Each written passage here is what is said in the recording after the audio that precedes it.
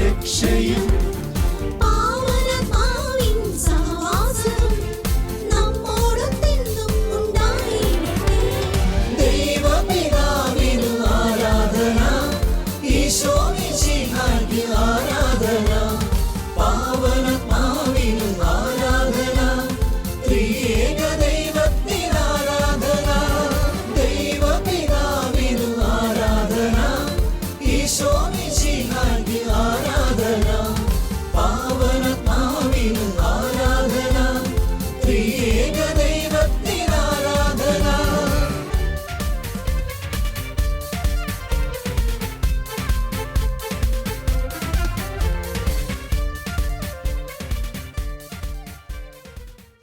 വലതിരി ഉയർത്തി പറഞ്ഞേ ഹല്ലേലൂയാം. സന്തോഷത്തോടെ പറഞ്ഞേ ഹല്ലേലൂയാം.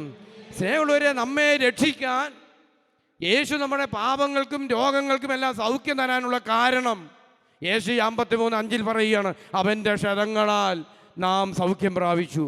നമ്മുടെ ജീവിതത്തിലുള്ള ക്ഷതങ്ങൾ മാറ്റുവാൻ വേണ്ടി യേശു കുരിശിൽ മരിച്ച് ക്ഷതങ്ങളേറ്റു എന്നുള്ളത് നമ്മൾ തിരിച്ചറിയണം. പറഞ്ഞേ ഹല്ലേലൂയാം, ഹല്ലേലൂയാം. അതുകൊണ്ടാണ് പത്രോസിൻ്റെ 1-ാം ലേഖനത്തിൽ 2:24 ദൈവവചനം ഇങ്ങനെ പഠിപ്പിക്കുകയാണ്, നമ്മുടെ പാപങ്ങൾ സ്വന്തം ശരീരത്തിൽ വഹിച്ചുകൊണ്ട് അവൻ കുരിശിലേറി. അത് നാം പാപത്തിന് മരിച്ച് നീതിക്കായി ജീവിക്കേണ്ടതിനാണ്.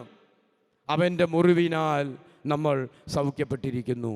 പറഞ്ഞേ ഹല്ലേലൂയാം, ഹല്ലേലൂയാം. സ്നേഹമുള്ളവരെ, യെശയ്യാ പ്രവാചകനിലൂടെ പറഞ്ഞ കാര്യങ്ങൾ വിശുദ്ധ പത്രോസിൻ്റെ 1-ാം ലേഖനത്തിൽ 2:24 പറയുകയാണ്, അവൻ്റെ മുറിവിനാൽ നിങ്ങൾ സൗഖ്യമുള്ളവരാക്കപ്പെട്ടിരിക്കുന്നു. അതുകൊണ്ട് പൊന്നു സഹോദരങ്ങളെ, നമ്മുടെ ജീവിതത്തിൻ്റെ രോഗങ്ങളുടെ മധ്യേ ഉത്തിതനായി ഇന്നും ജീവിക്കുന്ന യേശുവിലേക്ക് കണ്ണുകൾ ഉയർത്തി ആ യേശുവിൽ വിശ്വസിച്ചുകൊണ്ട് പ്രാർത്ഥിക്കുന്ന, യേശുവിൻ്റെ നാമത്തിൽ പ്രാർത്ഥിക്കുന്ന ഒരു വ്യക്തിയുടെ ജീവിതത്തിൽ യേശുവിന് സൗഖ്യം തരാൻ പറ്റും. കാരണം അവൻ നമുക്ക് വേണ്ടി നമ്മെ സൗഖ്യപ്പെടുത്തുവാൻ യേശു ക്ഷതങ്ങളേറ്റു. പറഞ്ഞേ ഹല്ലേലൂയാം, ഹല്ലേലൂയാം. സ്നേഹമുള്ളവരെ, യേശയ്യാ പ്രവാചകന്റെ പുസ്തകത്തിലേക്ക് നമ്മൾ വീണ്ടും കടന്നു വരുമ്പോൾ 53-ാമത്തെ അധ്യായം 6 മുതൽ 10 വരെയുള്ള തില്ലിഖിതങ്ങളിൽ വചനം ഇങ്ങനെ പഠിപ്പിക്കുകയാണ്, ആടുകളെ പോലെ നാം വഴിതെറ്റിപ്പോയി, നാം ഓരോരുത്തരും സ്വന്തം വഴിക്ക് പോയി, നമ്മുടെ അകൃത്യങ്ങൾ കർത്താവ് അവൻ്റെ മേൽ ചുമത്തി. സ്നേഹമുള്ളവരെ, നമ്മൾ വഴിതെറ്റിപ്പോകുമ്പോൾ, ദൈവത്തിൻ്റെ വഴികളിൽ നമ്മൾ മറ്റൊരു വഴികളിലൂടെ സഞ്ചരിക്കുമ്പോൾ ദൈവത്തിലേക്ക് തിരികെ കൊണ്ടുവരുവാൻ വേണ്ടി വീണ്ടും ദൈവവചനം പറയുകയാണ്, നമ്മുടെ അകൃത്യങ്ങൾ കർത്താവ് അവൻ്റെ മേൽ ചുമത്തി. നമ്മൾ പാപം ചെയ്ത് ദൈവത്തിന് അകന്നു പോകുമ്പോൾ വീണ്ടും ദൈവത്തിൻ്റെ വഴിയിലേക്ക് കടന്നു വരുവാൻ വേണ്ടി അകൃത്യങ്ങൾ കർത്താവ് അവൻ്റെ മേൽ ചുമത്തി. പറഞ്ഞേ ഹല്ലേലൂയാം, ഹല്ലേലൂയാം. വീണ്ടും വചനം പറയുകയാണ്, അവൻ മർദ്ദിക്കപ്പെടുകയും പീഡിപ്പിക്കുകയും ചെയ്തു, എങ്കിലും അവൻ ഒരു വാക്ക് പോലും ഉരിയാടിയില്ല. കൊല്ലാൻ കൊണ്ടുപോകുന്ന കുഞ്ഞാടിനെ പോലെയും രോമം കത്തിരിക്കുന്നവന് മുമ്പിൽ നിൽക്കുന്ന ചെമ്പരിയാടിനെ പോലെയും അവൻ മൗനം പാലിച്ചു. സ്നേഹമുള്ളവരെ, നമുക്ക് മൗനം പാലിക്കാൻ പറ്റില്ല. നമ്മെ ആരെങ്കിലും പീഡിപ്പിച്ചാൽ, നമ്മുടെ ഈഗോയെ ആരെങ്കിലും ഒന്ന് കയറി ഒന്ന് തൊട്ട് നോക്കുക, നമ്മുടെ ഈഗോയെ ഒന്ന്, അല്ലെ നമ്മളെ ഒന്ന് ഇടിച്ചതാക്കുന്ന ഏതെങ്കിലും ഒരു വാക്ക് വേണ്ട, ഒന്ന് നോക്കിയാൽ മതി. നമ്മളെ ഒന്ന് വില കുറച്ച് കാണിച്ച്, ഇകഴ്ത്തി കാണിച്ച് നമ്മൾ വാ തുറന്ന് സംസാരിക്കും. കുടുംബകലങ്ങൾ എങ്ങനെ ഉണ്ടാകുന്നു? പലതും എന്തുകൊണ്ടാണ് ഉണ്ടാകുന്നത്? ഒന്ന് വില കുറച്ച് കാണിച്ചു, ആ സമയം പൊട്ടിത്തെറിക്കാൻ തുടങ്ങും, കുടുംബങ്ങൾ മുഴുവൻ ബഹളത്തിലാകും. എൻ്റെ ഒരു സുഹൃത്ത് ചേട്ടൻ എന്നോട് പറഞ്ഞതാണ്, ഒറ്റ മകനേ ഉള്ളൂ, മകൻ കെട്ടി മരുമകൾ വീട്ടിൽ വന്നു. എന്നാ പറഞ്ഞാലും അടുക്കളയിൽ ഈ അമ്മായിമ്മയും മരുമകളും തമ്മിൽ എന്തെങ്കിലും ചർച്ച ഉണ്ടാകാതിരിക്കുമോ? അമ്മായിമ്മ ഇവിടെ ഒരു ചട്ടി വെക്കണമെന്ന് വിചാരിച്ച സമയത്ത് അത് ഇപ്പുറത്ത് വെച്ചെന്നേ ഉള്ളൂ. അമ്മായിമ്മ ഇഷ്ടപ്പെടുമോ? അതെവിടെ ഇരുന്നാലും ഷെൽഫ് ഇങ്ങേ മൂല ഇരുന്നാലും ആ മൂല ഇരുന്നാലും ഒരു കുഴപ്പമൊന്നുമില്ല. പക്ഷേ ഈ അമ്മായിമ്മയ്ക്ക് എങ്ങനെയെങ്കിലും ഒന്ന് ഈ മരുമകളെ ഒന്ന് ഇടിച്ചതാക്കണം. കാരണം അവൾ നല്ല ഡിഗ്രിയൊക്കെ പഠിച്ച് നല്ല ഫാഷണബിളായിട്ട് വന്ന് കയറുമ്പോൾ ഈ പഴയ നൈറ്റിയൊക്കെ ഇട്ട് നടക്കുമ്പോഴുണ്ടല്ലോ, അത് അമ്മായിമ്മയ്ക്ക് ചിലപ്പം ഇവിടെ ഫാഷണബിളായിട്ട് വന്നുകൊണ്ട് ഇഷ്ടപ്പെടുന്നില്ല. അതുകൊണ്ട് അമ്മായിമ്മ വിചാരിച്ച സ്ഥലത്ത് വെച്ചില്ലെങ്കിൽ അമ്മായിമ്മ ബഹളം വെക്കും. അതുപോലെ മരുമകളും വിചാരിക്കും, ഞാൻ ഈ പഴയ കാലമല്ല, ഇത് ഞാൻ പുതിയ ആളാണ്, ഈ വീട്ടിൽ ഇതുപോലെ ഇങ്ങനെ ഓരോ ചെറിയ ചെറിയ അല്ലറിയ പ്രശ്നം ഉണ്ടായെന്ന് പറഞ്ഞു. അത് വൈകുന്നേരം കിടക്കാൻ വരുമ്പോൾ കെട്ടിയോട് വന്ന് ഈ അപ്പനോട് കാര്യം പറയും, അമ്മ വന്ന് അപ്പനോട് കാര്യം പറയും. അമ്മയ്ക്ക് കെട്ടിയോട് ഉപേക്ഷിക്കാൻ പറ്റൂ? മരുമോളെ ഉപേക്ഷിക്കാൻ പറ്റുമോ? മകനെ ഉപേക്ഷിക്കാൻ പറ്റുമോ? അപ്പോൾ ഈ ചേട്ടൻ എന്നോട് പറയാണ്, എനിക്കൊരു ഒരു പ്രത്യേകമായ ഒരു ബോധ്യമുണ്ട്, ഇവളെ എങ്ങനെ ഒതുക്കാൻ പറ്റുമെന്ന് എനിക്കറിയാമെന്ന് പറഞ്ഞു. എങ്ങനെ ഒതുക്കാൻ പറ്റും? അപ്പോൾ ഇവളിങ്ങനെ ഈ മരുമകളെക്കുറിച്ച് ഇങ്ങനെ നൂറെ കയറി വരുമ്പോൾ ഈ വിഷയം മാറ്റും. ഹല്ലേലൂയ. വിഷയം മാറ്റിയിട്ട് പറയും, ഈ വൈഫിന് ആങ്ങളെയായിട്ട് ചെറിയ പ്രശ്നങ്ങളൊക്കെ പണ്ടൊക്കെ ഉണ്ടായിരുന്നു, അപ്പനെയൊക്കെ നോക്കാതെയൊക്കെ പോയതാണ്, അപ്പനൊക്കെ മരിച്ചുപോയി. എന്നാൽ ഇതിങ്ങനെ നിൻ്റെ അപ്പനെ ആങ്ങളെ നോക്കാതെ പോയതുകൊണ്ട് അപ്പം കുറച്ച് വിഷമിച്ചില്ല എന്നൊന്ന് ചോദിച്ചാൽ മതി. അപ്പുറത്തേക്കും ഇവളുടെ ഈ മരുമകളെ വിട്ടുള്ള പ്രശ്നം മുഴുവൻ ആങ്ങളേനുമായിട്ട് പൊക്കോളും. ആങ്ങളയുടെ ഇറ്റലി കിടക്കുക. ഹല്ലേലൂയ. ഒരു കുഴപ്പമില്ല. അപ്പോൾ സമാധാനത്തിൽ കിടന്നുറക്കുക. അത് പറഞ്ഞു, എൻ്റെ പൊന്നു ചേട്ടന്മാരെ, നിങ്ങൾക്ക് എത്ര ടെക്നിക്ക് വല്ല കണ്ടുപിടിക്കുക. ഈ ചേർത്തിമാരും മരുമക്കളെ ഇങ്ങനെയൊക്കെ പറഞ്ഞു വരും. ഒരു വാക്ക് ഉരിയാടാതെ ഇരിക്കാൻ പറ്റില്ല നമുക്ക്. ഈശോ പറയുക, തൻ്റെ മേൽ കടന്നു വന്നപ്പോൾ, പീഡകൾ നിന്ദനങ്ങൾ കടന്നു വന്നപ്പോൾ യേശു ഒരു വാക്ക് പോലും ഉരിയാടിയില്ല. ഇന്ന് നമ്മൾ മൗനം പാലിക്കാത്തതിൻ്റെ പ്രശ്നം, അനേകം കുടുംബങ്ങൾ തകർച്ചയുടെ പിന്നിലുള്ള പ്രശ്നം മൗനം പാലിക്കാത്തത് കൊണ്ടും അല്ലെങ്കിൽ ആത്മസംയമനം പാലിക്കാത്തത് കൊണ്ടുമാണ്. യേശു അങ്ങനെയുള്ളവർക്ക് വേണ്ടി യേശു ആത്മസംയമനം പാലിച്ചു കുരിശിൽ. പറഞ്ഞേ ഹല്ലേലൂയാം, ഹല്ലേലൂയാം. കുഞ്ഞാടിനെ പോലെയും രോമം കത്തിരിക്കുന്ന മുമ്പിൽ നിൽക്കുന്ന ചെമ്മരയാടിനെ പോലെയും അവൻ മൗനം പാലിച്ചു. പറഞ്ഞേ ഹല്ലേലൂയാം. സന്തോഷത്തോട് പറഞ്ഞേ ഹല്ലേലൂയാം. തുടർന്ന് വചനം പറയുന്നത് ഇങ്ങനെയാണ്, മർദ്ദനത്തിനും ശിക്ഷാവിധിക്കും അതീതനായി അവൻ എടുക്കപ്പെട്ടു. എൻ്റെ ജനത്തിൻ്റെ പാപം നിമിത്തമാണ് അവൻ പീഡനമേറ്റ് ജീവിക്കുന്നവരുടെ ഇടയിൽ നിന്ന് വിച്ഛേദിക്കപ്പെട്ടതെന്ന് അവൻ്റെ തലമുറയിൽ ആര് കരുതി? ആ തലമുറയിൽ ആര് കരുതി എന്ന് പറയുകയാണ്. ആരും കരുതിയില്ല. നമ്മുടെ പാപങ്ങൾക്ക് പരിഹാരം ചെയ്യാൻ യേശു കുരിശിൽ മരിച്ചു എന്ന് ഒരു മനുഷ്യരും കരുതിയില്ല. പറഞ്ഞേ ഹല്ലേലൂയാം, ഹല്ലേലൂയാം. അതുകൊണ്ടാണ് റോമാലേഖനത്തിൽ 5-ാമത്തെ അധ്യായത്തിൽ 6, 7, 8 തിലേഖനങ്ങളിൽ വചനം പഠിപ്പിക്കുന്ന ഇങ്ങനെയാണ്, നാം ബലഹീനരായിരിക്കെ നമ്മെ ബലമുള്ളവരാക്കാൻ വേണ്ടി ദൈവത്തിന് വചനം പറയുകയാണ്, നിർണയിക്കപ്പെട്ട സമയത്ത് ക്രിസ്തു പാപികൾക്ക് വേണ്ടി മരിച്ചു. നാം ബലഹീനരായിരിക്കെ നിർണയിക്കപ്പെട്ട സമയത്ത് ക്രിസ്തു പാപികൾക്ക് വേണ്ടി മരിച്ചു. നീതിമാന് വേണ്ടി പോലും ആരെങ്കിലും മരിക്കുക പ്രയാസമാണ്. ഒരുപക്ഷെ ഒരു നല്ല മനുഷ്യന് വേണ്ടി വല്ലവരും മരിക്കാൻ തുനിഞ്ഞെന്ന് വരാം. എന്നാൽ ക്രിസ്തു നാം പാപികളായിരിക്കെ നമുക്ക് വേണ്ടി മരിച്ചു. അങ്ങനെ നമ്മോടുള്ള ദൈവത്തിൻ്റെ സ്നേഹം അവിടുന്ന് വെളിപ്പെടുത്തി. പറഞ്ഞേ ഹല്ലേലൂയാം, ഹല്ലേലൂയ. അപ്പം നമ്മൾ ബലഹീനരായിരിക്കുമ്പോൾ നമ്മെ ബലമുള്ളവരാക്കാൻ വേണ്ടി ക്രിസ്തു പാപികൾക്ക് വേണ്ടി മരിച്ചു. ക്രിസ്തു നമുക്ക് വേണ്ടി മരിച്ചു. നമ്മൾ പാപം കൊണ്ട് പാപത്തിൻ്റെ വഴികളിലൂടെ നടക്കുമ്പോൾ നമ്മെ രക്ഷിക്കാൻ ക്രിസ്തു നമുക്ക് വേണ്ടി മരിച്ചു. പറഞ്ഞേ ഹല്ലേലൂയാം, ഹല്ലേലൂയാം. സ്നേഹമുള്ളവർ, നമ്മുടെ ജീവിതത്തിൽ ബലം നഷ്ടപ്പെട്ടു പോകുന്ന സംഭവങ്ങളുണ്ട്. സാമ്പത്തികമായ പ്രതിസന്ധി കടന്നു വരട്ടെ, നമ്മുടെ ജീവിതത്തിൻ്റെ ബലം നഷ്ടപ്പെട്ടു പോകും. ഒരുപക്ഷെ അപകർഷതാബോധം കൊണ്ട് നിൽക്കും. മറ്റുള്ളവർ മുമ്പിൽ പോലും വരാൻ പറ്റാത്ത വിധത്തിൽ, പ്രത്യക്ഷപ്പെടാൻ പറ്റാത്ത വിധത്തിൽ നമ്മൾ ബലമില്ലാത്തവരായി മാറും. ഒരുപക്ഷെ ദേവാലയ ശുശ്രൂഷയിൽ പോലും പലരും മാറി നിൽക്കുന്നതിന് കാരണം അവൻ്റെ കടബാധ്യതകളായിരിക്കാം, അവൻ്റെ ജീവിതത്തിൽ സാമ്പത്തിക തകർച്ചകളായിരിക്കാം. അങ്ങനെയുള്ളവരെ ഉയർത്താൻ വേണ്ടി യേശു കുരിശിൽ മരിച്ചു എന്ന് വചനം പറയുക. ബലഹീനരായിരിക്കെ, ബലം കുറഞ്ഞ അവസരങ്ങളിൽ നിന്റെ തകർച്ചയിൽ നിന്നെ ഉയർത്താൻ യേശു കുരിശിൽ മരിച്ചു. ഞാൻ ഓർക്കുന്നുണ്ട്, ഈ കൊറോണ കാലഘട്ടത്തിൽ ഹൈദരാബാദിൽ 2 സ്കൂളുകളുടെ HMമാരായിരുന്ന ഭാര്യയും ഭർത്താവും. കൊറോണ വന്നു, സ്കൂൾ അടച്ചു, എല്ലാം ഓൺലൈൻ ക്ലാസ്സുകളായി. ഏതാണ്ട് 1 ലക്ഷത്തിലധികം ശമ്പളം കൈപ്പറ്റിക്കൊണ്ടിരുന്നവരാണ് ഈ ഭാര്യയും ഭർത്താവും. അങ്ങനെ ഇരിക്കുന്ന സമയത്ത് കൊറോണ വന്നു.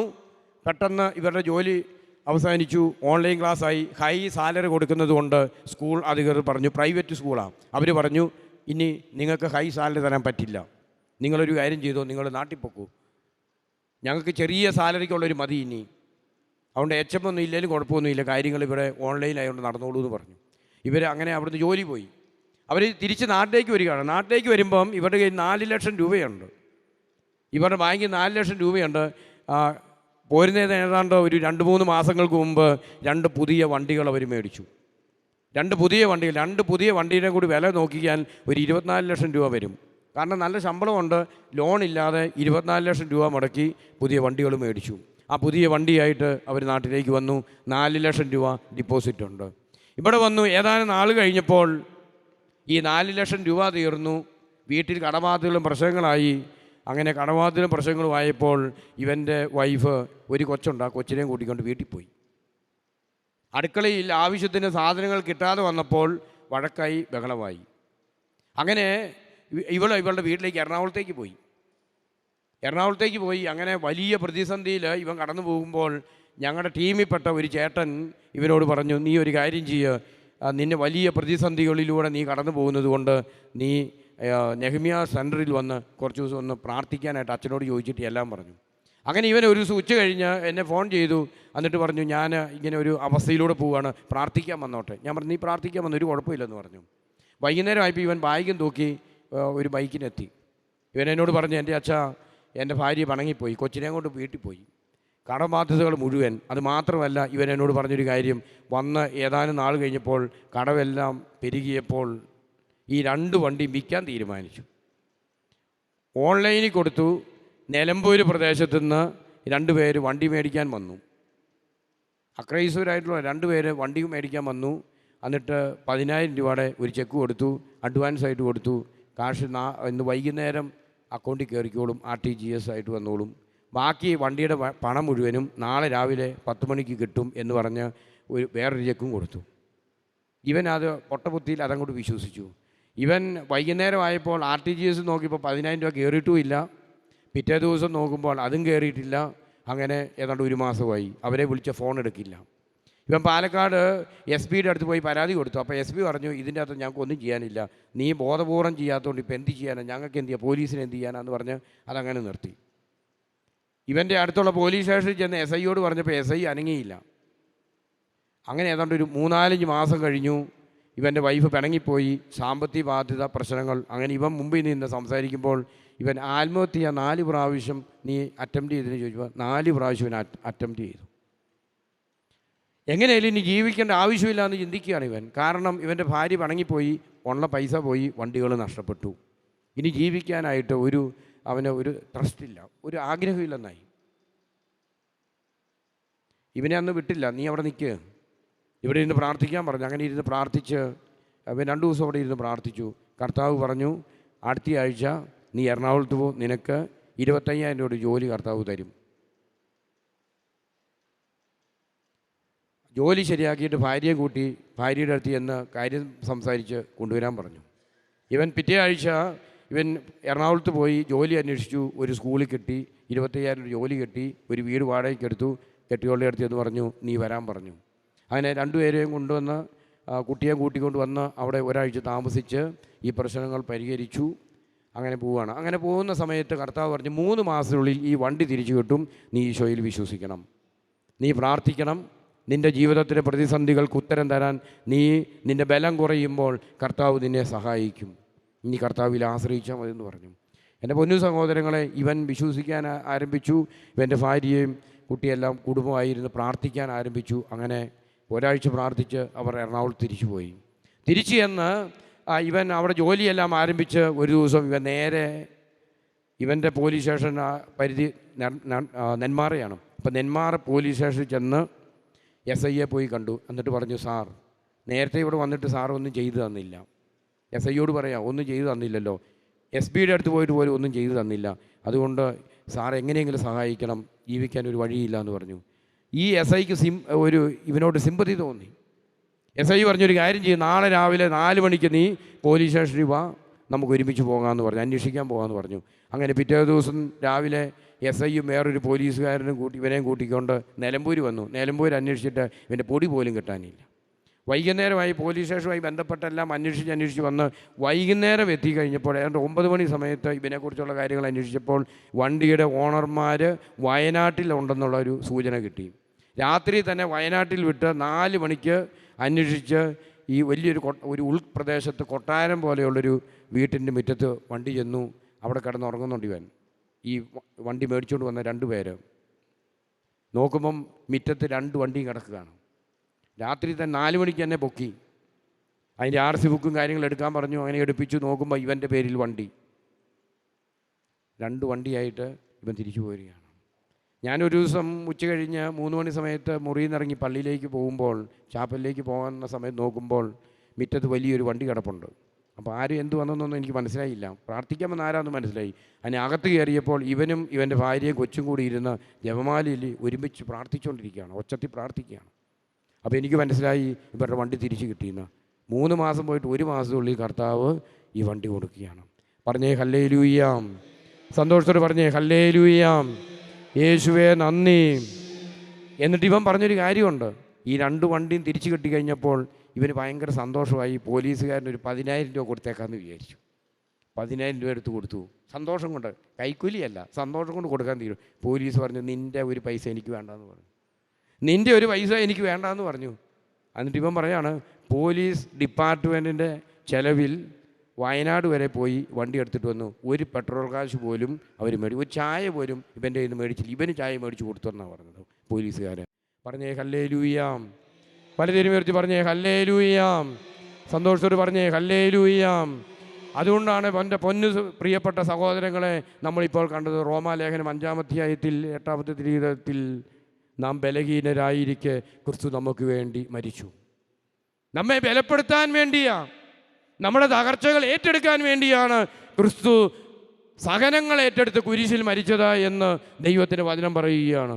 പറഞ്ഞേ ഹല്ലേലൂയാം.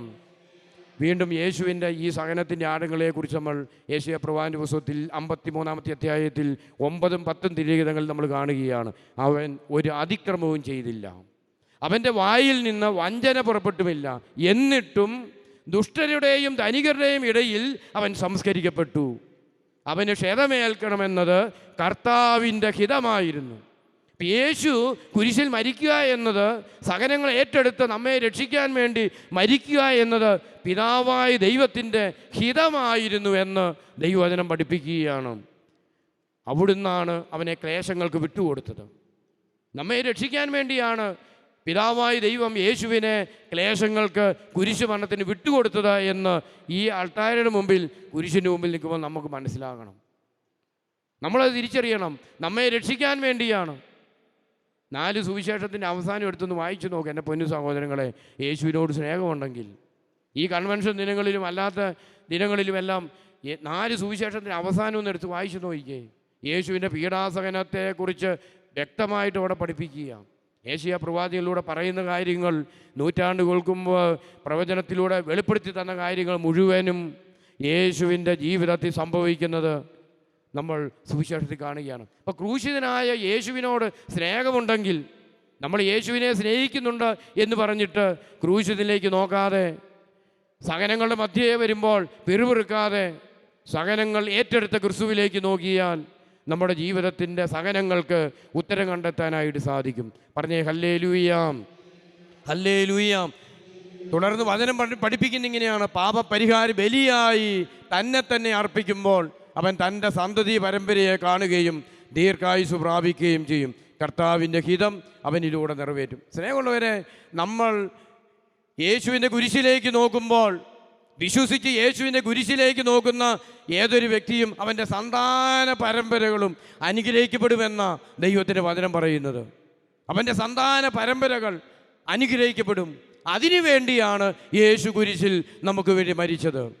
സ്നേഹമുള്ളവരെ, അതുകൊണ്ട് ഇവിടെ ഒരു വിശ്വാസി, ഒരു ദൈവ പൈതൽ ഈ ദൈവസന്നിധിയിലിരുന്ന് കുരിശിൽ മരിച്ച് യേശുവിൽ വിശ്വസിച്ച കരങ്ങൾ ഉയർത്തിയാൽ, നിൻ്റെ കുടുംബത്തിന് വേണ്ടി നീ കരങ്ങൾ ഉയർത്തി പ്രാർത്ഥിച്ചാൽ, നീ മാത്രമല്ല നിൻ്റെ ജീവിത പങ്കാളിയും നിൻ്റെ സന്തതി പരമ്പരകളും അനുഗ്രഹിക്കപ്പെടും. നിൻ്റെ സന്തതി പരമ്പരകളെ അനുഗ്രഹിക്കുന്ന ദൈവമാണ്. നീ അത് തിരിച്ചറിയണം. അതുകൊണ്ടാണ് യെശയ്യാ പ്രവാചകന്റെ പുസ്തകത്തിൽ 51-ാമത്തെ അധ്യായത്തിൽ 8-ാമത്തെ തിരുലിഖിതത്തിൽ ദൈവത്തിൻ്റെ വചനം പഠിപ്പിക്കുന്നുണ്ട്: ഞാൻ നൽകുന്ന വിമോചനം നിത്യമാണ്, രക്ഷ തലമുറകൾ വരെ എത്തും. രക്ഷ തലമുറകൾ വരെ എത്തും. അതുകൊണ്ട് നിൻ്റെ ജീവിതത്തിൽ രക്ഷ തലമുറകൾ വരെ എത്തണമെങ്കിൽ നീ ഉത്തിതനായ യേശുവിൻ്റെ പീഡാസഹനത്തെക്കുറിച്ച് നോക്കുമ്പോൾ, ഉത്തിതനായ ക്രിസ്തുവിൻ്റെ ജീവിതത്തിലേക്ക്, അവൻ ഏറ്റെടുത്ത സഹനങ്ങളിലേക്ക് നീ കണ്ണുകൾ ഉയർത്തി നോക്കുമ്പോൾ, അതിനെ ധ്യാനിക്കുമ്പോൾ നിൻ്റെ ജീവിതത്തിൽ രക്ഷയുടെ അനുഭവം ലഭിച്ചു. നിൻ്റെ സന്തതി പരമ്പരകളുടെ ജീവിതത്തിൽ രക്ഷയുടെ അനുഭവം നിൻ്റെ ജീവിതത്തിൽ ലഭിക്കും. സ്നേഹമുള്ളവരെ, ഇന്ന് യേശുവിനോട് സ്നേഹമില്ലാത്ത എന്തുകൊണ്ടാണ്?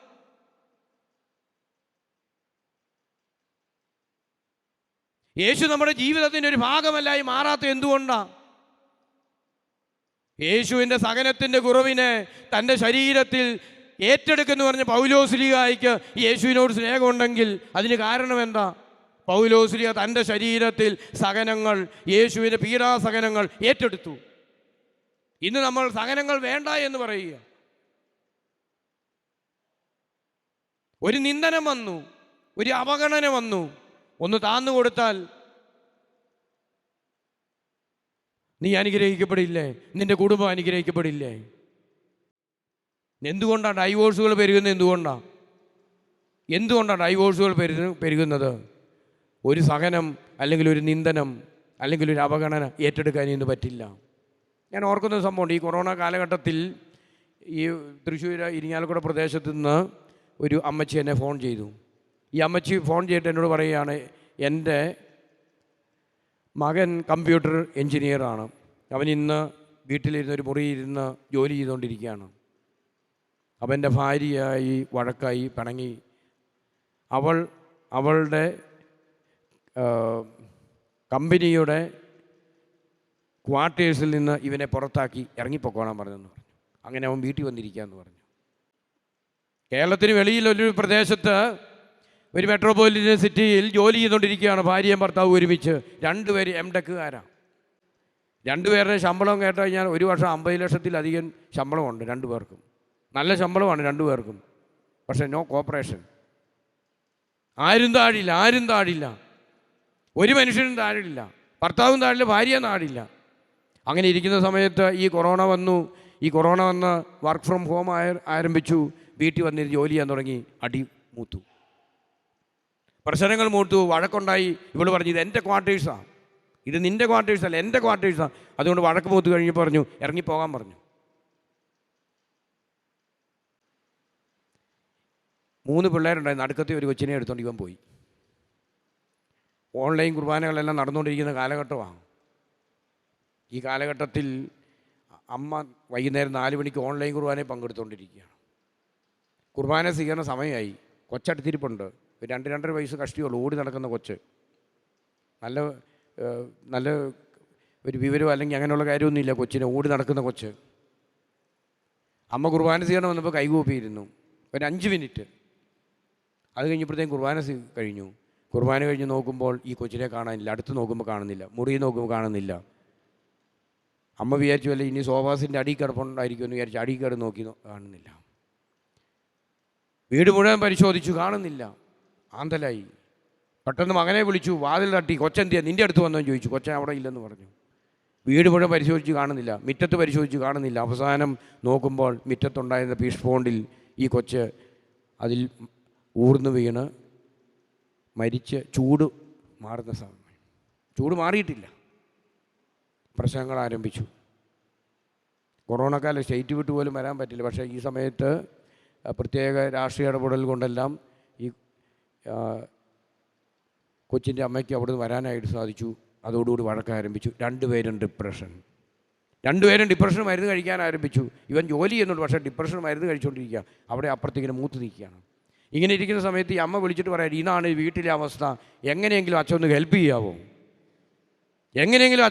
ചെയ്യാവോ? ഞാൻ പറഞ്ഞൊരു കാര്യം ചെയ്യുക, മകന് ഫോൺ കൊടുക്കാൻ പറഞ്ഞു. അവൻ ജോലി ചെയ്യുന്ന സ്ഥലത്ത് മുറി കയറ്റി ഫോൺ കൊടുത്തിട്ട് സംസാരിക്കാൻ പറഞ്ഞു. ഇവനോട് ഞാൻ പറഞ്ഞു, നീ ഒരു ദിവസം ഇവിടെ ഒന്ന് താമസിക്കാൻ വരുമോ എന്ന് ചോദിച്ചു. നിനക്ക് നേരിട്ട് കാണാം, നമുക്കൊന്ന് സംസാരിക്കാമെന്ന് പറഞ്ഞു. അങ്ങനെ ഇവൻ ഒരു ദിവസം പറഞ്ഞു. രാവിലെ ഏതാണ്ട് ഒരു 11 മണി സമയത്ത് എത്തി. ഞാൻ പറഞ്ഞു, അങ്ങനെ സംസാരിച്ച് കാര്യങ്ങൾ പറഞ്ഞു. ഞാൻ പറഞ്ഞു, നിൻ്റെ ഭാര്യയെ നീ കൂട്ടിക്കൊണ്ടുവരണം. അവൻ പറഞ്ഞു, ഒരു കാരണവശാലും വരില്ല. ഞാൻ പറഞ്ഞു, വരില്ല എന്നുള്ള സത്യം, പക്ഷേ നീ ഇന്ന് പ്രാർത്ഥിക്കണം. നീ യേശുവിൽ വിശ്വസിച്ച് നീ പ്രാർത്ഥിക്കാൻ ആരംഭിക്കുക. നീ ക്ഷമിച്ച് പ്രാർത്ഥിക്കാൻ ആരംഭിക്കുക. നിൻ്റെ ജീവിത പങ്കാളി നിൻ്റെ അടുത്ത് വരും. ജപമാലയിൽ പ്രാർത്ഥിക്കാൻ പറഞ്ഞു. അങ്ങനെ ജപമാലയിൽ പ്രാർത്ഥിക്കുക. അന്ന് പള്ളിയിൽ പോകാൻ പറ്റുന്ന സമയമുണ്ട്. പള്ളിയിൽ പോയി പ്രാർത്ഥിക്കുക, കുർബാനയിൽ പങ്കെടുക്കുക, വചനം വായിക്കാൻ പറഞ്ഞു. അങ്ങനെ കുറച്ച് വചനങ്ങളൊക്കെ കൊടുത്തു വിട്ടു.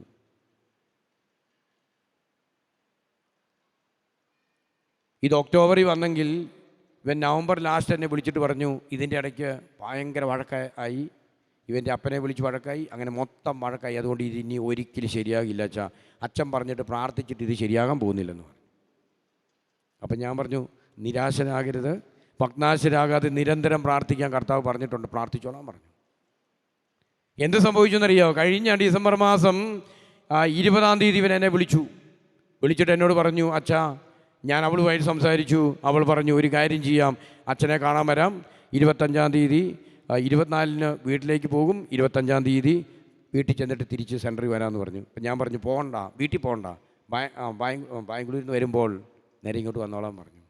അങ്ങനെ 24-ാം തീയതി രാത്രി ഇവൻ പോയി. അങ്ങനെ അവളെയും കുട്ടികളെല്ലാം കൂടി കൂട്ടി 24-ാം തീയതി രാത്രി വന്നു.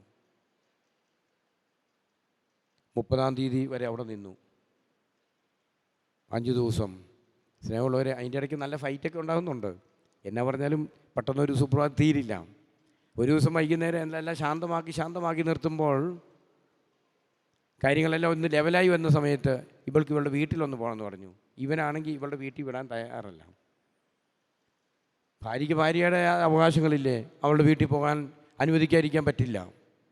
ഭർത്താവിൻ്റെ വീട്ടിൽ അവൾ വരുന്നുണ്ടെങ്കിൽ ഭാര്യയുടെ വീട്ടിൽ അവനും പോകണം. തമ്മിലൊരു ബന്ധം ഉണ്ടാകണം. ഇത് 2 കുടുംബങ്ങൾ തമ്മിലുള്ള ബന്ധമാണ്. അതുകൊണ്ട് ഈ കാര്യം പറഞ്ഞ് അവർ ഭയങ്കര വഴക്കായി. വൈകിട്ട് 6 മണിക്ക് ഒരു ജപമാല പ്രദക്ഷിണം നടക്കുന്ന സമയത്ത് ഓടി 4-ാം ക്ലാസ്സിൽ പഠിക്കുന്ന കുട്ടി എൻ്റെ മുറിയിൽ ഓടിക്കയറി വന്നിട്ട് പറഞ്ഞു, അച്ഛാ, ഫാദർ, പപ്പ മമ്മി ഫൈറ്റ് ആരംഭിച്ചു എന്ന് പറഞ്ഞു. അത് പറയണ്ട, എനിക്ക് അവിടുന്ന് കേൾക്കാം. ഇവിടെ മുറി മൊത്തം കേൾക്കാം. പറയേണ്ട ആവശ്യമില്ല, ബിൽഡിങ് മൊത്തം സൗണ്ടാണ്, ഭയങ്കര സൗണ്ട്. അവർക്കൊരു പരിസരബോധം പോലും ഇല്ല. എന്നാൽ നാട്ടുകാർ കേൾക്കുക, അച്ഛൻ കേൾക്കുന്നതിലും വേണ്ട. വീട്ടിൽ വെക്കുന്ന വഴക്കുണ്ടാക്കുന്ന പോലെയാണ്. നിങ്ങൾ വഴക്കുണ്ടാക്കുകയാണെങ്കിൽ അയലോക്കാർ കേൾക്കുന്ന പോലെ വഴക്കുണ്ടാക്കാതിരിക്കുക. ഹല്ലേലൂയ. ഇവിടെയൊക്കെ പ്രശ്നമുണ്ട്. എന്നാണെന്നറിയാം, ഒരു മലയിൽ ബഹളം വെച്ചാൽ അടുത്ത മലയെ കേൾക്കും. ഹല്ലേലൂയ. ഈ പള്ളി ഒരു കുന്നും പുറത്തായതുകൊണ്ട് ആ കുന്നെ പറഞ്ഞാൽ ഇവിടുത്തെ അച്ഛൻ വരെ കേൾക്കും. ഹല്ലേലൂയ. വീണ്ടും സംസാരിച്ചു. എന്നാൽ ചുരുക്കം പറഞ്ഞാൽ ഇതെല്ലാം കഴിഞ്ഞ് ഇവർ തിരിച്ച് വീട്ടിൽ പോയി, അവളുടെ വീട്ടിൽ പോയി തിരിച്ചെല്ലാം വന്നു. ഇതെല്ലാം കഴിഞ്ഞ് തിരിച്ച് അവരുടെ ജോലി സ്ഥലത്തെത്തി. ഇതെല്ലാം കഴിഞ്ഞ് പിന്നീട് ഒരു ധ്യാനവും ഇതിനെല്ലാം പോകാൻ പറഞ്ഞ് അങ്ങനെ കൂടി. ചില പ്രോട്ടോക്കോൾ കൊടുക്കും ഇങ്ങനെയുള്ളവർക്ക്, ചില പ്രോട്ടോക്കോൾ കൊടുക്കും. എന്തുകൊണ്ടാണ് ഈ വഴക്കൊക്കെ ഉണ്ടാകുന്നത്? എന്തുകൊണ്ടാണ്? എൻ്റെ പൊന്നു സഹോദരങ്ങളെ, ഞാൻ കണ്ടൊരു കാര്യം ഇതാണ്. കുടുംബത്തിൽ ദമ്പതികൾ തമ്മിൽ ഒരുമിച്ചിരുന്ന് പ്രാർത്ഥിക്കുന്ന ഒരു ശൈലി ഉണ്ടെങ്കിൽ എല്ലാ പ്രശ്നങ്ങൾക്കും ഉത്തരം കിട്ടും. കിടക്കുന്നതിന് ഒരു ജപമാല ചൊല്ലി ഒന്ന് പ്രാർത്ഥിച്ചു നോക്കിയാൽ നിങ്ങൾ. കിടക്കുന്നതിന് മുമ്പ് ഭാര്യയും ഭർത്താവ് ഒരുമിച്ച് ഒരു ജപമാല ചൊല്ലി നോക്കിക്കേ, നിങ്ങളുടെ കുടുംബത്തിൽ പ്രശ്നം ഉണ്ടാകില്ല. എഴുന്നേക്കുമ്പോൾ ഒരു ജപമാല ചൊല്ലി പ്രാർത്ഥിച്ചു നോക്കിക്കേ. നമുക്ക് എഴുന്നേൽക്കുമ്പോൾ എന്തെല്ലാം കാര്യങ്ങൾക്ക് സമയമുണ്ട്, കിടക്കുന്നതിന് മുമ്പ് എന്തെല്ലാം കാര്യങ്ങൾക്ക് സമയമുണ്ട്. എത്രമാത്രം TV കണ്ടിരിക്കാം. പക്ഷേ ഒരുമിച്ച് ഒരു ഭാര്യയും ഭർത്താവ് ഒരുമിച്ച് ജപമാല ചൊല്ലി പ്രാർത്ഥിക്കുന്ന ഒരു ശൈലി ജീവിതത്തിൽ കടന്നു വന്നാൽ ആ കുടുംബം അനുഗ്രഹിക്കപ്പെടും.